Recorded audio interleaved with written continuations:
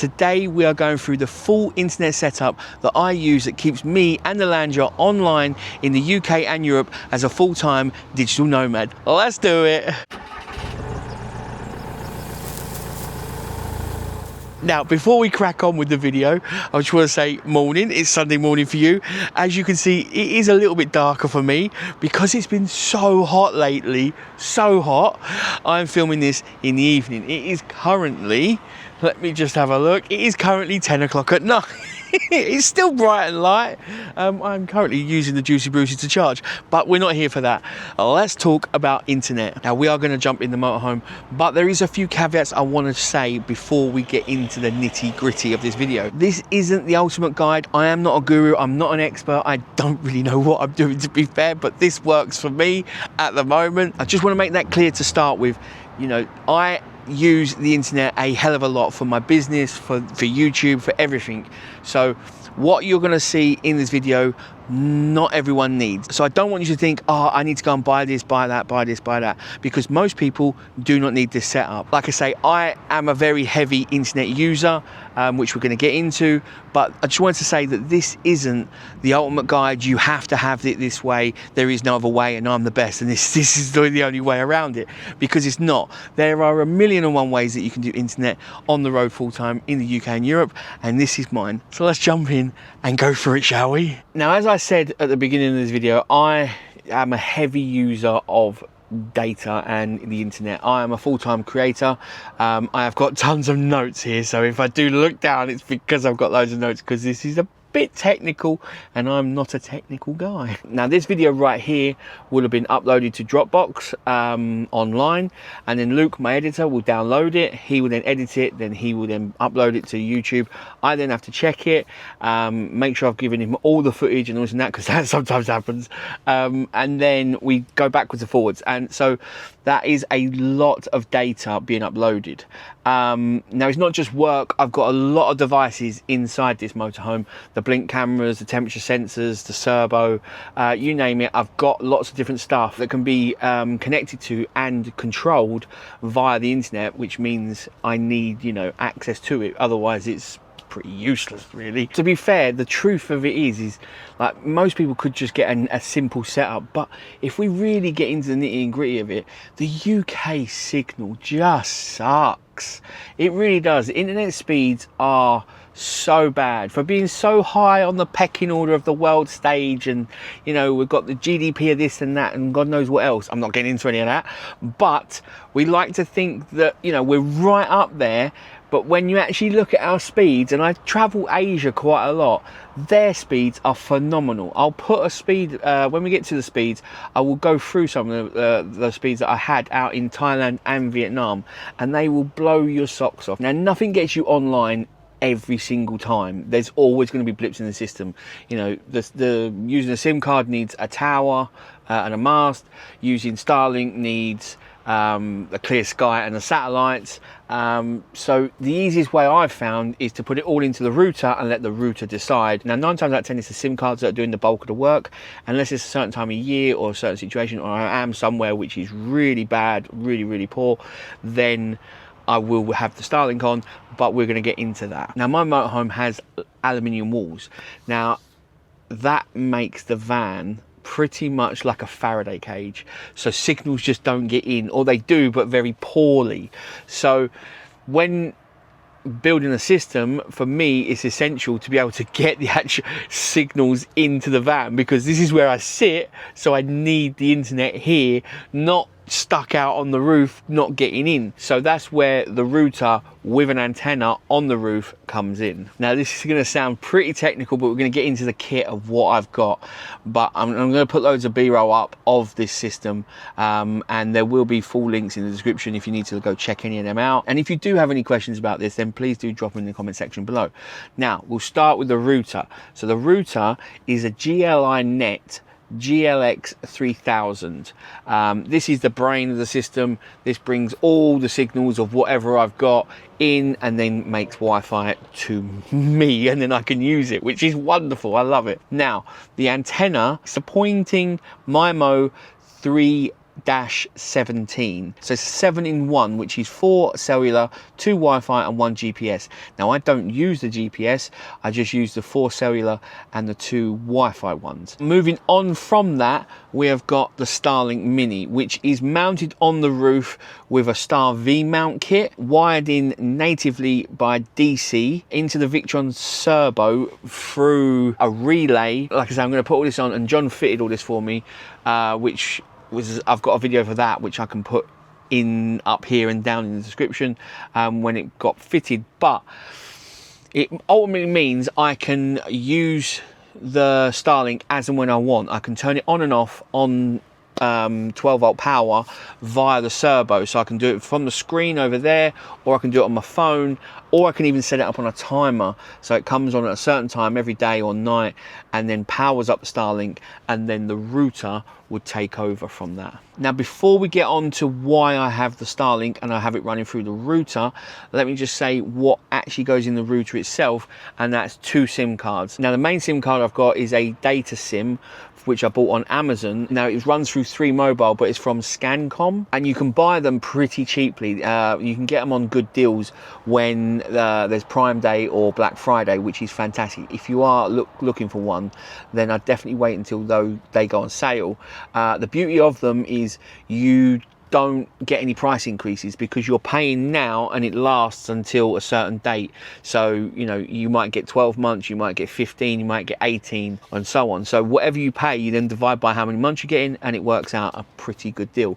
We're going to go through costs in a bit, but they're pretty good deals. Now, the second SIM card I have in there is a backup, because I did go a little bit mad just before Christmas, which I'll go into. But that's a Leica mobile, and again, I can turn that on as and when I need to, and I can buy an unlimited package from them for just 1 month, and then I'm good to go. If I'm somewhere that's got really bad signal, now I could turn on the other SIM card and see how that does before turning on Starlink, because if Starlink's off, then I don't want to be paying the amount that Starlink costs, which is quite expensive. Being able to turn that on for 1 month, that means, you know, it's not as a bigger cost, you know, and it just, some areas are really good for one SIM card, and some areas are really bad. Now, if we're talking numbers, my SIM card works out about £6.40 a month when I bought it. I grabbed it for, I think it was £166 when I bought it. Now, let's talk about the unlimited data. The unlimited data, I want to say, and I don't want you to all run to the providers and say, Dad's said this, so, you know, you need to give me this, and it works for Dad's, because I don't want you grassing me up for one, right? I need my data, right? Unlimited is a fair usage policy. They've all got fair usage policies. No matter what they say, they have. And if you take the mick too long, they can throttle you, they can cap you, and all this and that. Now, I'm a massively heavy user on my phone. I'm in terabytes on the phone through hotspotting and things.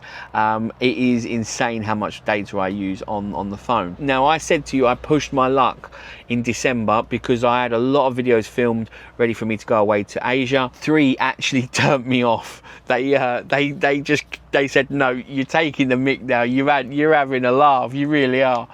And I believe, because it runs through Scancom, I can't see how much data exactly I used, but I believe I touched 2 terabytes that month. And then they just turned me off. So I was like, okay, sorry. But I was only halfway through the month and I didn't need Starlink. So that's where I had to turn on the Leica SIM, and that was unlimited for the rest for 30 days. So I turned that on and I was good to go again. So the beauty of having all these different connections and the router is the router does all the work. I don't do nothing. It does all that work, and I can pick the priority of all these connections. So which ones, when they're on, what one I want in what order. The way I've got it set up is it's Starlink, then it's SIM card, then it's repeater, and then it's tethering. Now, if I turn Starlink off, it will then just drop down to the SIM card. If the SIM card's then off and there's no connections, then it will go down to repeater, and if not, the repeater, then it will go down to tethering.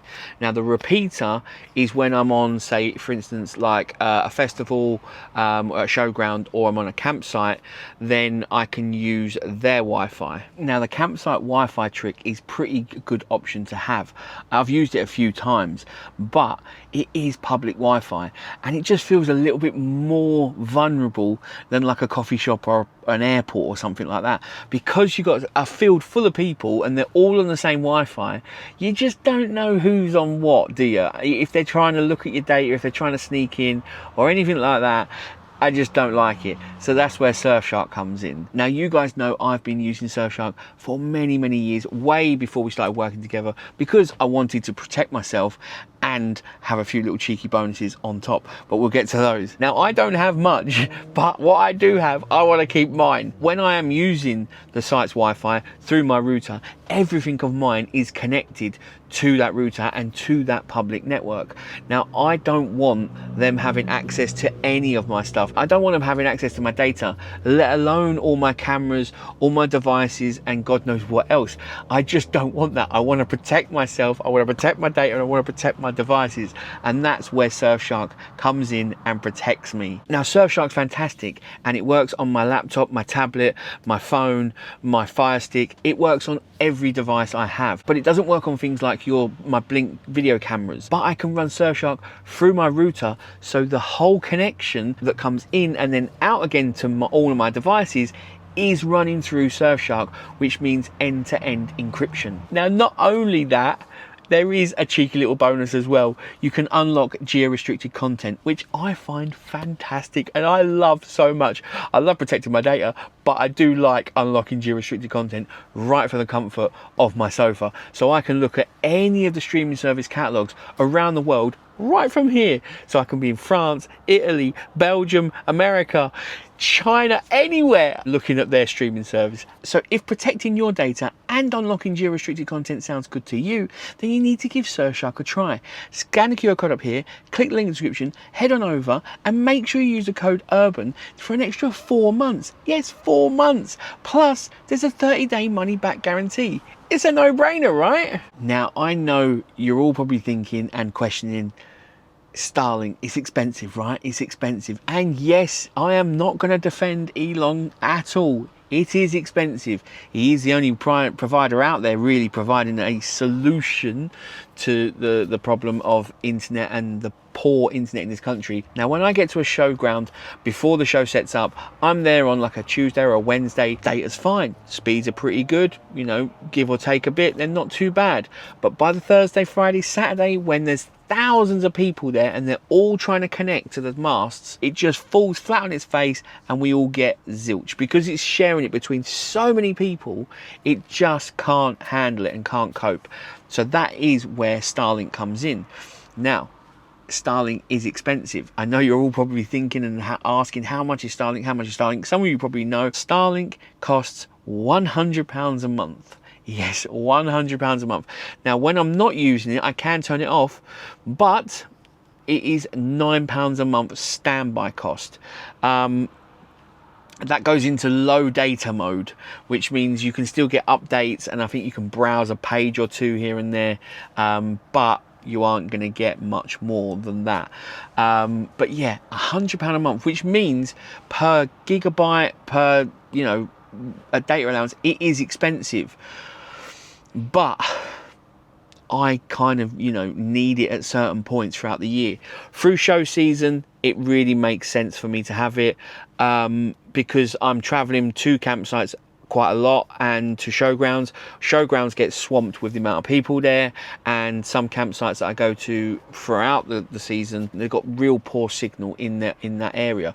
I don't know why it happens. It's just because, I mean, you go to a campsite and you want it quiet, you want it nice and remote, you know, want it tranquil, which then means it's remote, which means we get no signal. And again, you can go to some countries in Asia and you could be in the arse end of nowhere and you get fantastic speeds, but here, no, it just doesn't work. It really doesn't. Now, my Starlink is on the roof, which means I can't park under the trees if I want to use it, because if I block the clear view of sky, that's it. It throws a little hissy fit and it doesn't really get it. It still gets something, but it doesn't get much, and it can be a bit spotty because it's not connecting to the satellites as they're spinning around and around. Now, I was on a campsite a couple of days ago and it was baking hot, so I didn't film the video there, but I did run some speed tests through all my setups to just go through these with you. I run a multiple tests to go through the entire system in various different stages that it has. So these are all through the actual router itself. So 3 mobile on the SIM card. The speeds range from 75 to 159 down, and from 2 to 6 meg up, which, you know, it's a bit of a wild card. It really is. 1 minute it's great, next minute it's not, you know, it's all over the place. Starlink, that through the router again, that ranged from 51 to 82 down, and it ranged to about 10 to 12 up, which is pretty consistent, quite nice there. As long as I'm getting a consistent speed, I'm quite happy with that. Now, with the site Wi-Fi running through the router, I was getting really poor speeds. And this is what I'm saying about, you know, some campsites have Wi-Fi, or have some signal, but then some don't. Some are just like, I mean, it's just all over the place. It really is. So the speeds on the site through the modem were 4 down and anywhere from 0 to 1 up, which is just crazy. It's just, I'm not gonna be able to do anything with that. Then it comes to the hotspot, which I was running through my EE SIM card on my mobile phone. The problem with that is it only connects to my laptop. I was getting 62 down and 9 up, which again isn't too bad, but that means everything else in the van apart from my phone and my laptop is disconnected if there is no internet. It's just what I'm hotspotting to. Now, that was without the router because that was directly connected to the laptop, but also if we do site Wi-Fi through their own Wi-Fi connection whilst I'm sitting in the van with the laptop, again, it's only the laptop that's connected. That was pretty much the same, which was 4 down and 1 up. It, again, pretty poor speeds, it really was. Now, looking at those speed tests, I think you'll agree there is no real winner because it is quite all over the place. It is, you know, erratic, and that's why I'm saying this isn't the ultimate system. This is just a system to try and keep me online as much as physically possible and be able to do what I need to do, which is upload videos, do video calls, conferences, this, that and the other, and do content and stuff, and keep all the devices online as much as possible. So I think you'll agree it's not, you know, it's quite erratic, but this gives me the maximum flexibility to be able to, you know, get online some way, somehow. Now, I told you about some fast speeds in Asia, and there were some cracking speeds. Now, the one I'm about to show you is the one from my apartment in Hoi An in Vietnam. Really not a massively built up area, rice paddies all around, and the download, if you have a look at this, I'm going to put it on the screen now, is 960 and the upload is 328. That's insane. That's what I'm saying. When we look at speeds over here in the UK and we judge ourselves and we rank ourselves so high on the world stage of everything, but our speeds are in the gutter. They really are. Unless you're on like a fiber connection in a house, our actual speeds are rubbish. Now, we've gone through the speed numbers. Now we need to go through money and data and a few other little bits of power, because I know some of you are going to be thinking, okay, Starlink is very expensive, but I might need it. How much power does it use? Now, through show season, taking in my numbers of how much my SIM card was and how much the Starlink is, I'm sitting at about £106-ish a month. In the off season, I'm looking at about £15 basically. £100 for Starlink and £6 for my SIM card because I've already paid for the SIM card in the show season. And then when Starlink's off, I've got the £9 charge and then the £6 charge for my SIM card. Now, when it comes to power, because a lot of people turn Starlink on and then they only have it on for a little bit, but then they turn it off, which is a fantastic idea, and I fully recommend doing that if you can. But myself, because I'm uploading vast amounts of data, I mean, some videos, depending on, you know, the size of the video and how much footage I've shot, could be between 40 gig and 120 gigabytes of data. So I might be uploading videos, depending on where I am and how quick they're uploading. I could be uploading for a couple of days consistently, just the laptop's just going constantly, which, I mean, it says about how quick the UK speeds are, right? I mean, they suck. So I can't just turn off the Starlink because I don't want to interrupt the uploads. So that's why I say my situation is quite unique. Not everyone's like this. So going on that, the dish pulls in, again, these are rough numbers because I haven't got Starlink in line, so I can't have 100% numbers. Doing the best research I can, it pulls about 20 to 30 watts with the Starlink running 24/7, the router running with the antenna. It could be about, you know, 50 amps coming out of my system. It could be more, so I'm going to say between 40 and 70 amps that could come out of my system in a day for the internet, which is quite a lot. I mean, if we're taking 45 amps out, that's like nearly, you know, 10% of my batteries, because I've got 460, yeah, so 460 amps. So that is a lot, but again, I need it. I've got no way around it, you know. I have to have it. Now in the winter, I am, you know, a lot more, you know, conservative with my power, and I do have to think about things a lot more. I might go to somewhere that's got free Wi-Fi, maybe like a coffee shop or somewhere, or a campsite, and then connect to theirs and then upload. Again, I'm protecting myself through Surfshark and things like that, and I'm trying to stay as, you know, safe as I can, but also and as quick and as efficient as I can. But because winter, the solar sucks so bad, I have to, you know, concentrate on my power quite a lot. This isn't related at all, but I am currently charging with a Juicy Brucey, so I do that in the winter quite a lot. So again, it's just diversifying everything. I've diversified my connection, I'm diversifying my power, I diversify how I upload and this, that and the other, and do my work in so many different ways that I have so many different options to be able to get the job done, basically. Now the beauty of being connected and my system, everything being connected and it being on the servo, I can turn my Starlink off from away from the van. So if I'm out and about and I'm like, do you know what, the video needs to upload, I'm waiting for 2 files to upload, and I can check that on my phone if the 2 files have uploaded, for example. Once I see them files are uploaded, I'm like, well, I don't need anything there now, and I know that the signal's okay-ish with the SIM cards. I can turn Starlink off and save power directly from my phone, which is something I love. I really do. I love gadgets, I love tech. Now another question I know I'm going to get asked is, can you use all this in motion, and what about Europe? Right, so the whole system runs 24/7. Sometimes Starlink's on, sometimes Starlink's off, but 9 times out of 10 I've got something uploading on the MacBook whilst I'm driving, be it on SIM card or Starlink. If it's not, then everything else is on. So the servo's on, the cameras are on, everything's on. So I am running my system 24/7 somehow, some way, with Starlink or without Starlink, basically, but the router stays on 24/7. Now this is the part that Starlink, I think, shines, because when you go over to Europe, you've got so many different countries that you're popping in and out without even knowing. I just knew I was in another country when my phone said, hey, welcome to, so because I had a roaming pass on my phone, it's like, welcome to Belgium, welcome to France, and you're like, I didn't even know. And you're just crossing borders without knowing.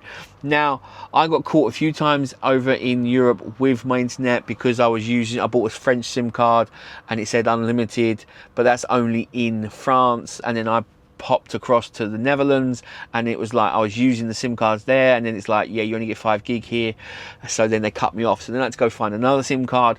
Now I know £100 a month is a fortune, it is, but that is unlimited roaming and you can use it in Europe. So if you are going to go for your 3 months in Europe and you do use a lot of internet and you want to have, you know, complete connection and you don't want to worry about it, then Starlink could be a good option, because it doesn't matter where you go. It just stays connected, so you haven't got to keep changing all these SIM cards and then going to find local ones here, there and everywhere to stay connected. You just put that in. As long as you've got the power and you're not under a tree, you should be good. There are different packages available from Starlink. You can get, I think, a 50 gig package for £50. Again, they're changing their prices all the time, so don't quote me on that. Now, that was a stack of information to go through, and I've probably forgot a few things. Right, in true Darren fashion, I have forgot to include the hardware costs in this video. So here we go. Starlink Mini, when I bought it, it was £400. I bought it as soon as it came out, and yeah, now you can get it for between 180 and 250. So I got done on that one. Just a note on that, when it did come out, I was paying £85 a month when I was using it. Now it's £100 a month, so again, been done on that. The GLI X3000 router, that I got for about £285, and the pointing 7-in-1 MIMO antenna, which is on the roof, that was about £285 as well, but I've just had a look and they have gone up to about £305. So that is all the costs for the hardware. The package that I used for the Star V mount, I'll put on screen now. I think that was about 350 quid for the whole package. Now this is a very expensive setup, I will say that. There are more expensive setups out there, but I do want to stress, if you don't use internet like I do, then a hotspot on your phone might be more than enough for you. If you need a little bit more, then you might just want to get a Huawei kind of a little router, where you stick a SIM card in it and then you can put it anywhere you want around the van, or you can take it to a coffee shop or anything with you. So don't feel pressured to go through all this and think you need this setup like me, because like I say, mine is a unique setup because I've got unique needs for, you know, my data and my connections. Just see what you need yourself and then go with that. I don't want any of you to feel pressured into getting this, or, you know, something massive if you're not going to use it. Now, if you have got any of those golden nugget hints, tips and tricks to improve my system, then please do share them. Don't keep them to yourself. Chuck them in the comment section below. Now, I hope this has helped you. Like I say, if you have any questions, then feel free to ask, and I'll catch you guys in the next one. Take it easy. Bye.